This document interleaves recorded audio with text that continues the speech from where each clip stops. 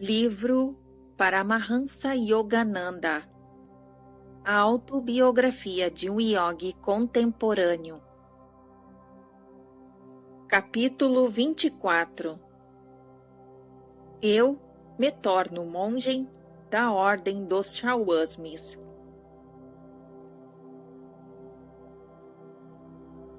Mestre, meu pai anda ansioso para que eu aceite um cargo executivo na estrada de ferro de Bengalanagpur. Mas eu o venho recusando categoricamente, acrescentei com esperança. Senhor, não pode me fazer monge da Ordem dos Chauasmis? Olhei suplicante para meu guru durante os anos procedentes, a fim de pôr à prova as profundezas de minha determinação. Ele me recusa idênticos pedidos. Hoje, entretanto, sorria com benevolência. Muito bem, amanhã será iniciado na Ordem dos Chauasmis. Ele continuou serenamente. Estou feliz porque persistiu em seu desejo de ser monge. Larish Marasaya dizia frequentemente: se você não convida Deus para ser seu hóspede no verão, ele não virá no inverno de sua vida.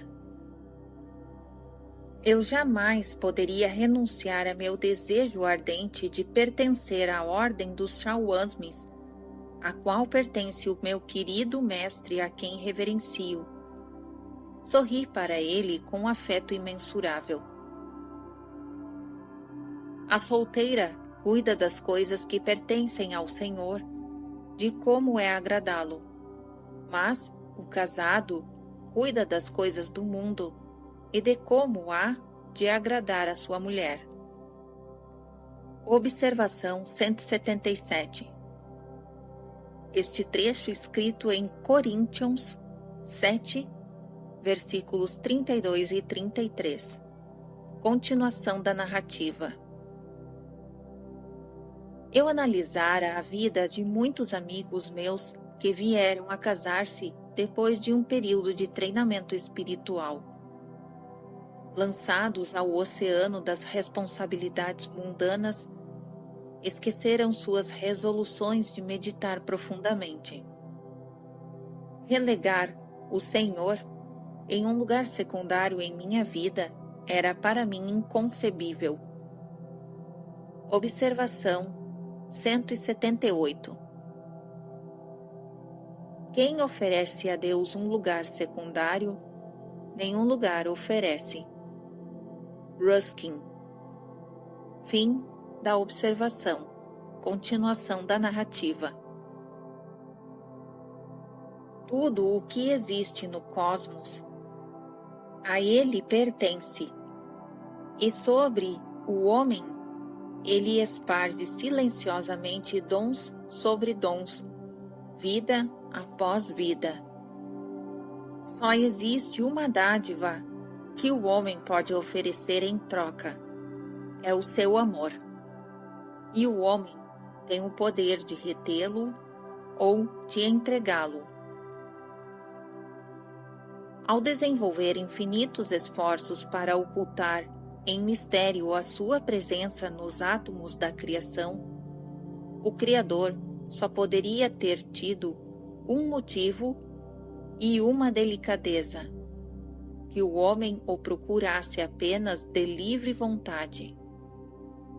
Com que luva de veludo de absoluta humildade ele cobriu a mão de ferro da onipotência.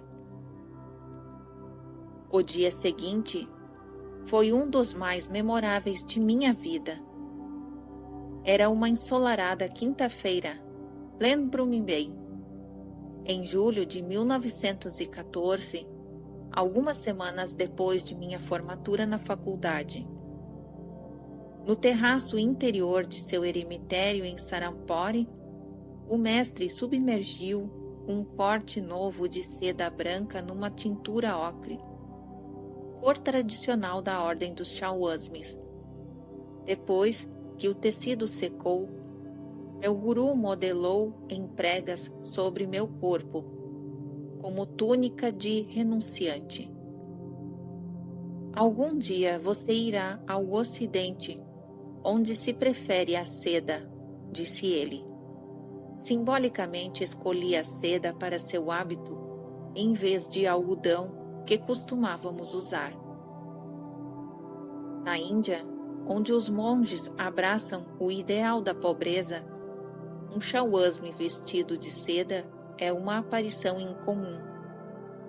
Muitos iogues, porém, usam roupa interior de seda porque as retém melhor do que o algodão certas correntes sutis do corpo. Sou avesso às cerimônias, observou Siri Uxterhar. Eu ordenarei chauasme na forma Bidwat, não cerimoniais. Bibdiza, ou iniciação solene no grau de chauasme, inclui uma cerimônia do fogo, durante a qual se realizam ritos funerários simbólicos. O corpo físico do discípulo faz o papel de morto cremado nas labaredas da sabedoria. Ao recém-ordenado chauasme, então, se dá um verso para cantar. Esta Atma é Brahma. Observação 179. Literalmente, esta alma é espírito. O Supremo Espírito, o incriado, é inteiramente incondicionado. Net. Não isto, não aquilo. Mas o Vedanta é como frequência mencionado como Satchityananta. Isso é, ser, inteligência, beatitude. Continuação da narrativa. Ou eu sou ele. Siri Uxterhar, contudo, em seu amor à simplicidade, dispensou todos os ritos formais e apenas me pediu que escolhesse um novo nome. Dar-lhe-ei o privilégio de escolhê-lo, disse-me sorrindo. Yogananda, respondi após um momento de reflexão. Observação 180. Yogananda é um nome bastante comum entre chauasmes. Continuação da narrativa. O nome significa beatitude, Ananda, através da união divina, Yoga. Assim seja, renunciando a seu nome de família, Mukunda Lal Ganesh, você doravante será chamado Yogananda, do ramo Giri, da ordem dos chauasmes. Ao me ajoelhar diante de Siri Uxterhar e ao ouvi-lo pronunciar pela primeira vez meu novo nome, meu coração transbordava de agradecimento. Com que amor ele trabalhara infatigavelmente para que o menino Mukunda se transformasse um dia no monge Yogananda. Entoei com alegria alguns versos em sânscrito do longo cântico do Senhor Shankaracharya. Observação 181. Shankara é geralmente conhecido como Shankaracharya ou Acharya, significa instrutor espiritual. Datas referentes a Shankara são matéria de discussão entre eruditos. Alguns anais indicam que o incomparável monista viveu no século VI, antes de Cristo. Os sábios Anandagiri apresenta a data de 44-12 a.C. Historiadores ocidentais atribuem a Shankara o século 8 depois de Cristo. Nota do SRF. Continuação da narrativa. Nem mente, nem intelecto, nem ego, nem sentimento, nem céu, nem terra, nem metais. Eu sou. Eu sou Ele. Eu sou Ele. Espírito de beatitude. Eu sou Ele. Nem nascimento, nem morte, nem casta eu tenho. Pai, mãe, não os tenho. Eu sou Ele. Eu sou Ele. Espírito beatifico. Eu sou Ele. Transcendente aos voos da fantasia. Sem forma eu sou, impregnando os membros da vida total. Escravidão não temo.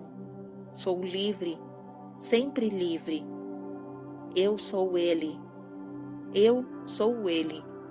Espírito beatifico, eu sou Ele. Todo Shawasmi pertence à ordem monástica que é reverenciada na Índia desde os tempos imemoriais. Reorganizada em seus moldes atuais há séculos atrás por Shankaracharya, desde então ela vem sendo chefiada em linhas ininterrupta por mestres venerandos, cada um sucessivamente herdando o título de Jagadguru, Sri Yuksharan-Charaya. Observação 182. O falecido Jagadguru Sri Shankaracharya, do antigo eremitério Govardhan de Puri, Sua Santidade Bharat Krishna III, visitou os Estados Unidos durante 3 meses, em 1958. Foi a primeira vez que um Shankaracharya veio ao Ocidente. Sua histórica viagem realizou-se sob o patrocínio da Self-Realization Fellowship. Ele fez conferências nas principais universidades norte-americanas e participou de um debate sobre a paz mundial com o eminente historiador Dr. Arnold Toynbee.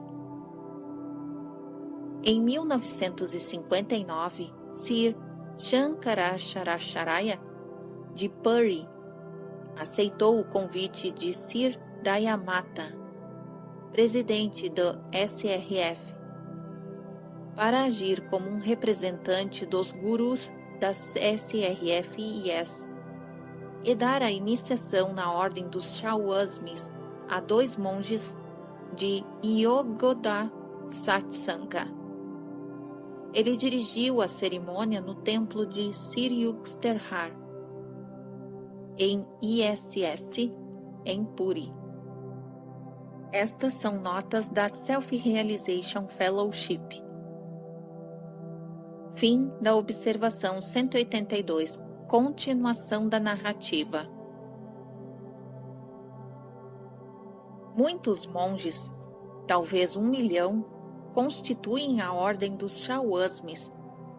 Para nela entrar, preenchem a exigência de receber iniciação dos homens que são, eles próprios, Shawasmis.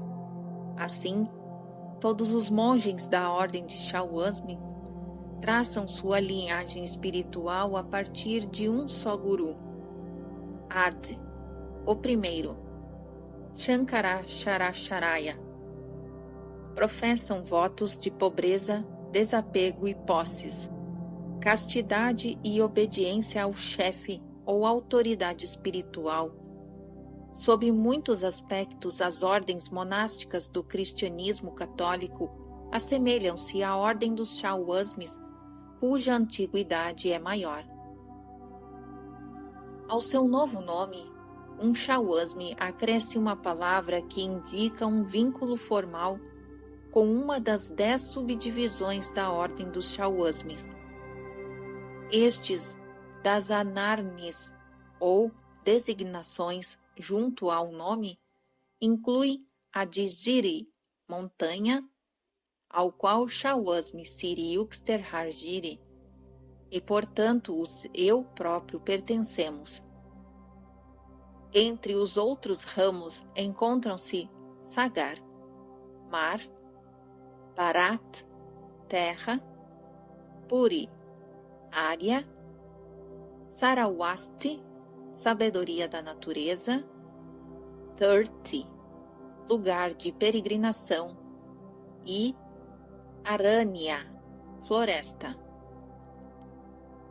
O nome monástico de um Shawasmi, geralmente terminado em Ananda, beatitude suprema, representa seu anseio de atingir a emancipação através de uma senda particular, de uma disposição de ânimo ou de uma qualidade divina. Amor, sabedoria, discernimento, devoção, serviço, yoga. O ideal de prestar serviço altruísta a toda a humanidade e de renunciar aos laços de ambições pessoais leva a maioria dos Shawasmis a emprenhar-se ativamente no trabalho humanitário e educacional, na Índia ou, às vezes, em outras regiões do mundo. Pondo de lado, de propósito, todos os preconceitos de casta, credo, classe, cor, sexo ou raça, um Shawasmi segue os mandamentos da fraternidade humana. Sua meta é a união absoluta com o espírito. Um estado de sono e de vigília, inculcando em sua consciência o pensamento de que eu sou ele, este monge vaga contente pelo mundo sem ser do mundo. Apesar deste modo, ele pode justificar seu título de Shawasmi, aquele que procura alcançar a união com os Shiwas, ou ser. Siri Yuxterhar era ambas as coisas, Shawasmi e Yogi. Um Shawasmi formalmente, um monge em virtude de sua vinculação à venerável ordem, nem sempre é um Yogi. Quem pratica uma técnica científica para obter experiência direta e pessoal de Deus é um Yogi. Pode ser casado ou solteiro, homem de responsabilidades mundanas ou de laços religiosos formais. Concebe-se que um Shawasmi siga unicamente a senda do raciocínio árido ou da fria renúncia, mas um yogi se empenha num procedimento definido, passo a passo, que disciplina o corpo e mente e libera gradualmente a alma, não aceitando razões emocionais nem crenças como critérios do que é certo. Ele pratica uma série de exercícios de eficácia rigorosamente comprovadas, que foram delineados pela primeira vez pelos rishis da antiguidade. Em todas as épocas na Índia, a yoga produziu homens que se tornaram realmente livres, verdadeiros, Cristos yogis. Como qualquer outra ciência, na yoga é aplicável a povos de todos os climas e épocas.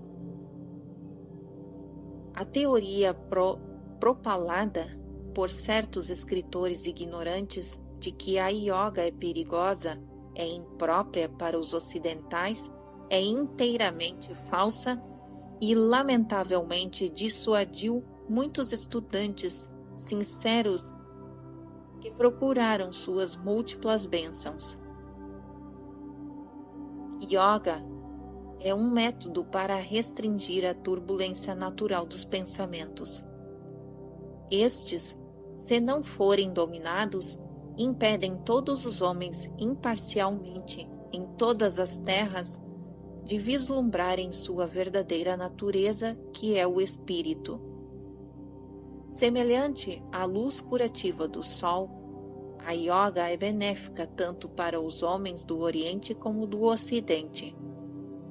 Os pensamentos da maioria das pessoas são inquietos e caprichosos. É patente a necessidade da yoga, a ciência de controle da mente. O antigo Rishi Patanjali, observação 183. Patanjali desconhece-se em que época viveu, embora muitos estudiosos o situem no século II a.C. Os rishis escreveram tratados sobre uma vastidão de assuntos, como tão penetrante visão que os séculos têm sido impotentes para colocá-los fora da moda. Contudo, para a consternação subsequente dos historiadores, esses sábios nenhum esforço fizeram para estampar em suas obras literárias o selo de suas personalidades e datas em que as escreveram. Sabiam que suas curtas vidas eram apenas temporariamente importantes, como lampejos da grande vida infinita, e que a verdade é intemporal, sendo impossível gravar-lhe marcas registradas. É propriedade particular de ninguém.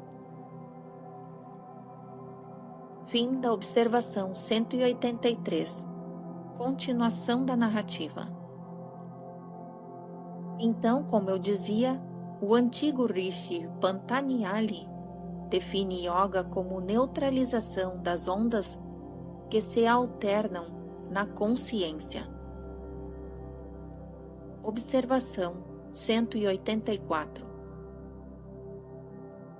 Chitta Vritti Nironda, do Yoga Sutras, linha L2, que também se pode traduzir como cessação de todas as modificações da substância mental. Chitta é um termo amplo, englobante, para designar a capacidade de pensar. Compreende as forças vitais prânicas, manas, mentes ou consciência dos sentidos. Ahankara, princípio do ego. E Buddhi, inteligência intuitiva. Vritti, literalmente, remoinho, refere-se às ondas de pensamento e de emoção que incessantemente aparecem e desaparecem da consciência do homem. Nirodha significa neutralização, cessação, controle. Fim da observação 184. Continuação da narrativa. Seu livro, o Yoga Sutras, curto e magistral, forma um dos 6 sistemas de filosofia hindu. Em contraste com as filosofias do Ocidente, todos os 6 sistemas hindus compreendem não apenas ensinamentos teóricos, mas também práticos. Depois de proceder a todas as investigações ontológicas concebíveis, os sistemas hindus formulam 6 códigos disciplinares bem definidos, com o objetivo de eliminar permanentemente o sofrimento e atingir a beatitude intemporal. Os Upanishads, de posterior redação, consideram os Yoga Sutras entre os 6 sistemas como a obra que contém os métodos mais eficazes para atingir a perfeição direta da verdade. Observação 185. Os 6 sistemas ortodoxos, com base nos Vedas, são Shankaya, Yoga, Vedanta e Mimamsa, Nyaya e Vaisesika. Os leitores com tendência ao estudo apurado se deliciarão com as sutilezas e o amplo alcance destas antigas formulações resumidas em inglês. Em Uma História da Filosofia Hindu, volume 1, pelo professor Surendranath Dasgupta, de Cambridge University Press. Fim da observação 185. Continuação da narrativa. Aperfeiçoando-se em técnicas práticas de yoga, o homem deixa para trás de si, para sempre, os reinos infecundos da especulação e conhece, por experiência própria, a verdadeira essência. O sistema de yoga de Patanjali é conhecido como Senda Octupla. Observação 186. Não deve ser confundido com o nobre caminho do Octuplo do budismo, um guia para a conduta do homem e que abrange uma das ideias corretas, 2. Motivos corretos, 3. Linguagem correta, 4. Ação correta, 5. Meios de vida correto, 6. Esforços corretos, 7. Recordações corretas do ser e 8. Realização correta. Samadhi. Fim da observação 186.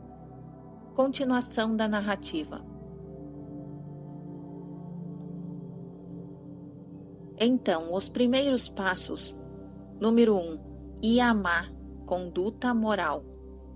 E número 2. Nayama, observâncias religiosas.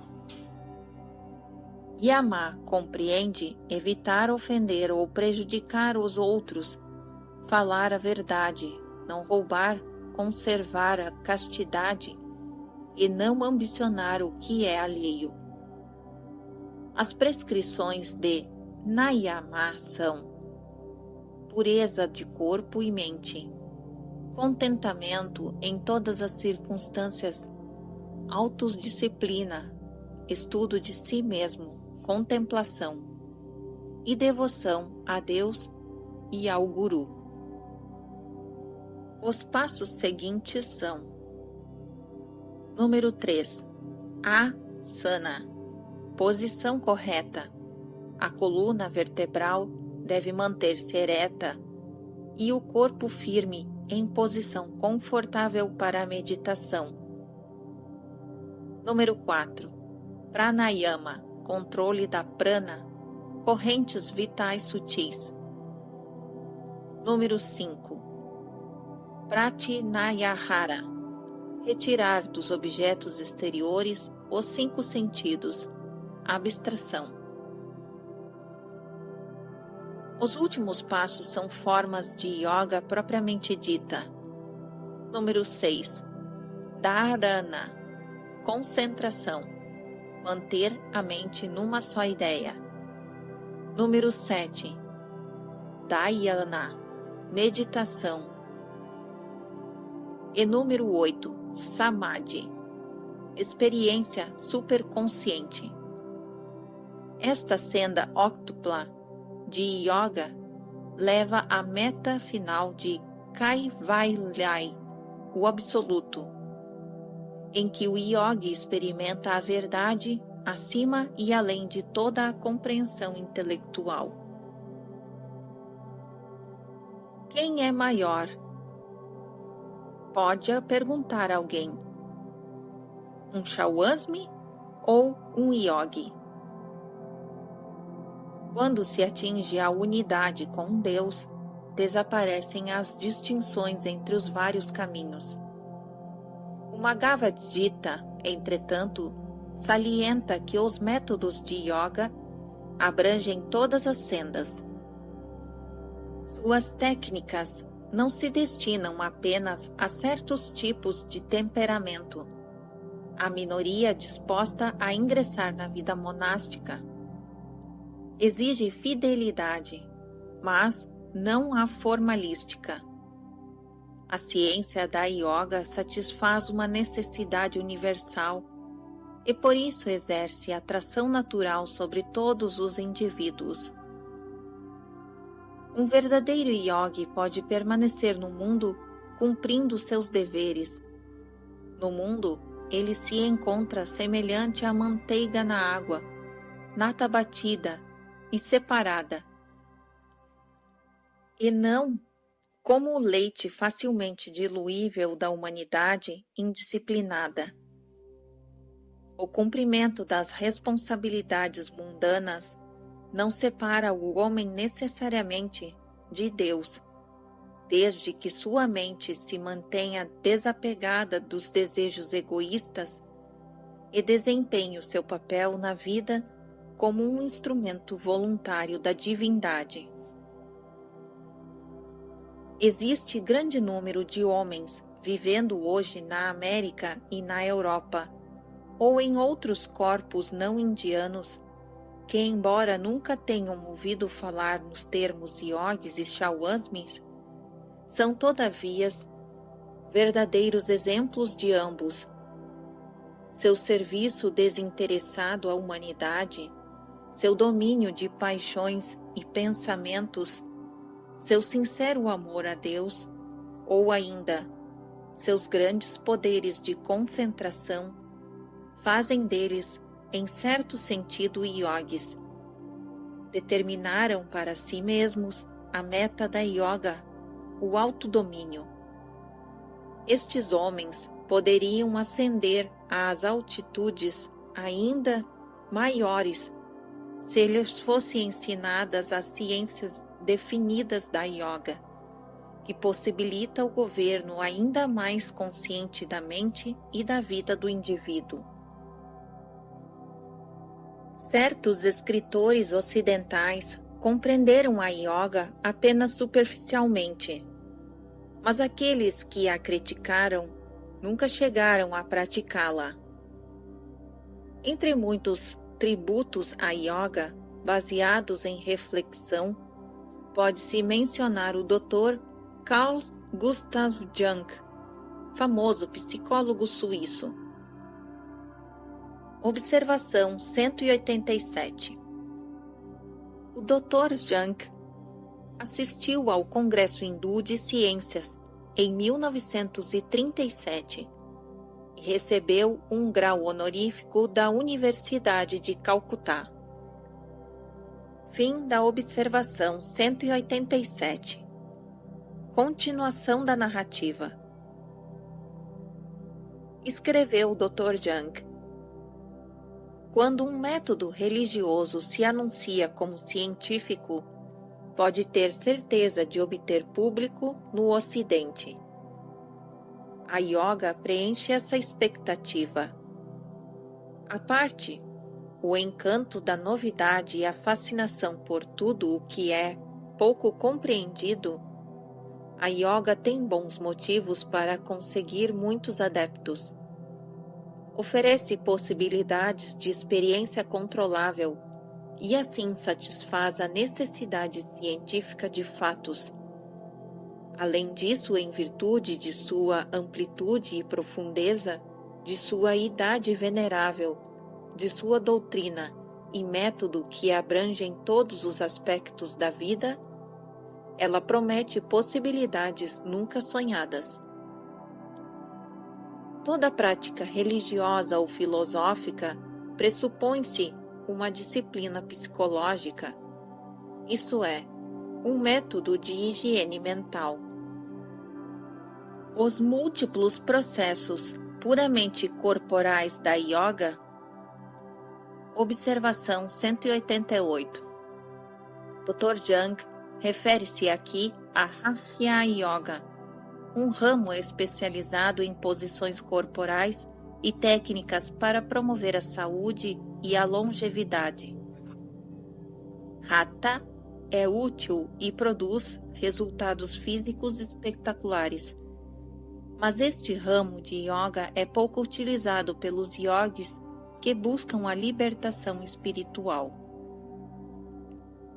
Continuação da narrativa.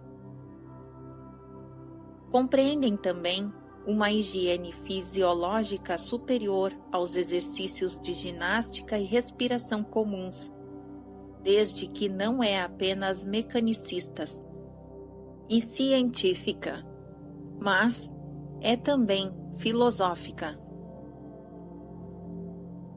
Ao treinar as partes do corpo, unifica-se com a totalidade do espírito, como se torna bem claro, por exemplo, nos exercícios de pranayama, onde prana tanto é o alento como a dinâmica do cosmos. A prática da yoga será ineficiente sem os conceitos nos quais se fundamenta.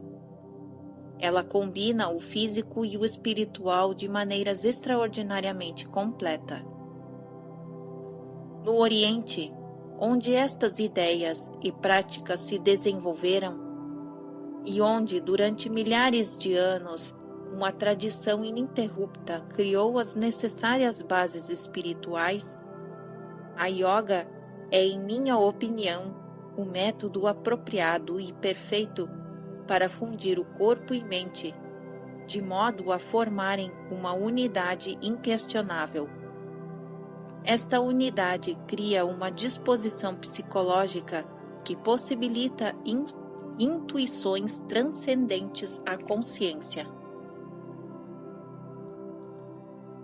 Aproxima-se, para o Ocidente, o dia em que se considerará a ciência interna do autodomínio tão necessária quanto a conquista externa da natureza.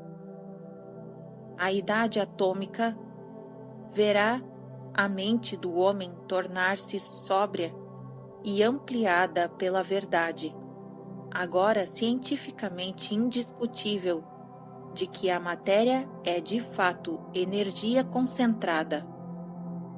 A mente humana pode e deve liberar em seu interior energias maiores do que as ocultas em pedras e metais, a fim de que o gigante atômico, recentemente liberto de suas algemas, não se volte contra o mundo em insária destruição. Benefício indireto pode surgir da preocupação da humanidade com as bombas atômicas, um crescente interesse prático pela ciência da yoga. Em verdade, um abrigo à prova de bombas. Observação 189. Muitas pessoas mal informadas usam o termo yoga ou no sentido de Hatha Yoga ou de magia, ritos obscuros e misteriosos para alcançar poderes espetaculares. Quando os eruditos, porém, falam de yoga, referem-se ao sistema exposto nos Yoga Sutras, também conhecidos como aforismos ou Raya, Régia, Yoga de Patanjali. Este tratado abrange conceitos filosóficos de tal grandeza que inspirou comentários a alguns dos maiores pensadores da Índia, inclusive o iluminado mestre Sadhusvivendra. Como os outros 5 sistemas filosóficos ortodoxos baseados nos Vedas, os Yoga Sutras consideram que a magia da pureza moral, os 10 mandamentos de Yama e Nayatna, é preliminar indispensável à investigação idônea. Esta exigência pessoal, sobre a qual não se insiste no Ocidente, tem conferido duradoura vitalidade às 6 disciplinas hindus. A ordem cósmica Rita, que sustenta o universo, não é diferente da ordem moral que governa o destino do homem. Quem não se dispõe a observar os preceitos éticos universais não está seriamente decidido a investigar a verdade. A seção 3 dos Yoga Sutras menciona vários poderes yogis miraculosos, vibhufis e siddhis. O verdadeiro conhecimento é sempre poder. A vida da yoga divide-se em 4 etapas, cada uma da sua expressão de vimutti. Alcançando certo poder, o yogi sabe que passou com êxito os testes de uma das 4 etapas. A aparição de poderes característicos evidencia a estrutura científica do sistema yogi, no qual se eliminam ilusões e fantasias do praticante sobre seus próprios processos espirituais. Exige-se prova. Patanjali previne o devoto de que a unidade com o espírito deve ser o único objetivo, e não a posse de vibhutis, meras flores ou incidentais ao longo da via sagrada. Procura-se o eterno doador, e não seus dons fenomênicos. Deus não se revela a quem, ao procurá-lo, se satisfaz com objetivos menores. O yogi que se empenha, cuida por isto de não exercitar seus poderes fenomênicos para que não originem falsos orgulhos, nem o distraiam de penetrar no estado de último, de Kavaiyalya. Quando o yogi atingiu seu objetivo infinito, faz uso de vibhyats, ou não à vontade. Todas as ações miraculosas e comuns efetuam-se então sem motivar novos laços kármicos. A malha de ferro do karma é atraída apenas onde um ímã do ego pessoal ainda existe. Fim da observação 189. E fim do capítulo 24.